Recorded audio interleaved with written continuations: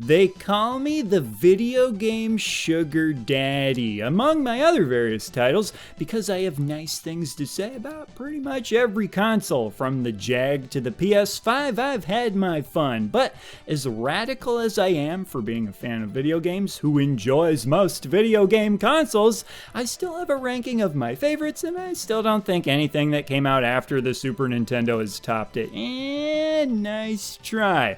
Though I do think the console that came right before it tied it. Want to punch me yet? If not, this is the direction I roll my toilet paper. Now you're on board. My view of Super Nintendo at the top has always been pretty simple. Never have I seen so many all-timers in a system's library. Games that get mentioned as a person's favorite video game of all time with high frequency. And lucky for me, these are all games that I personally love. The Super Nintendo's game library isn't just top-heavy though. Plenty of bangers at the bottom, bangers at the middle, bangers between the top and the middle, you got it. And really, I'd put most of the games I like for the console at the top. They're all just as fun to me as they ever were. I didn't grow up with a Super Nintendo either, so it's not just a lifelong personal attachment.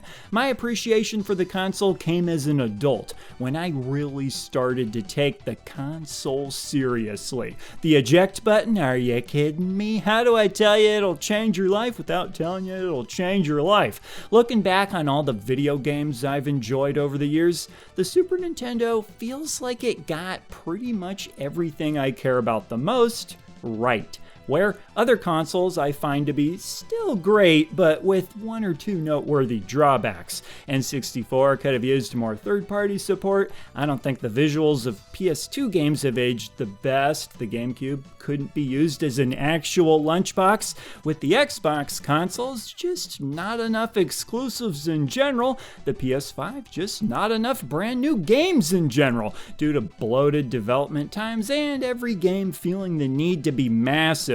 The Super Nintendo felt like this sweet spot in gaming history. You had Nintendo doing a great job with first-party games, in addition to plenty of third-party support. Development times weren't that long, so it got plenty of great games released at a nice pace. Nice balance between single-player and multiplayer experiences, and I still absolutely love the way Super Nintendo games look. Being a big fan of 2D games, this was the last generation where 2D games were the norm. Don't get me wrong, I love 3D games, but the sprite work in these games has a timeless charm. Colorful, distinct, and I find that the 2D visual style lends itself to snappy, tightly paced gameplay. Just compare any of the 3D Zelda games, which I still love, to Link to the Past. This game feels a lot more replayable because it just scoots right along. You can beat it in around just 15 hours.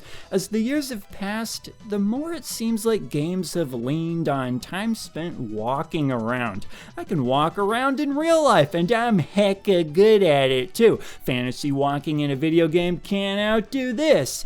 But yeah, I've made other videos about the Super Nintendo, but was just really feeling this lately, and wanted to put this video out there to see how many people agree with me.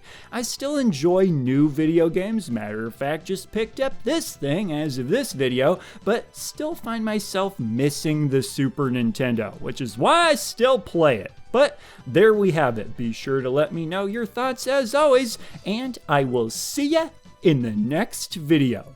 Eat some nanners. He's the retro bird, yeah. And he's talking about video games. He's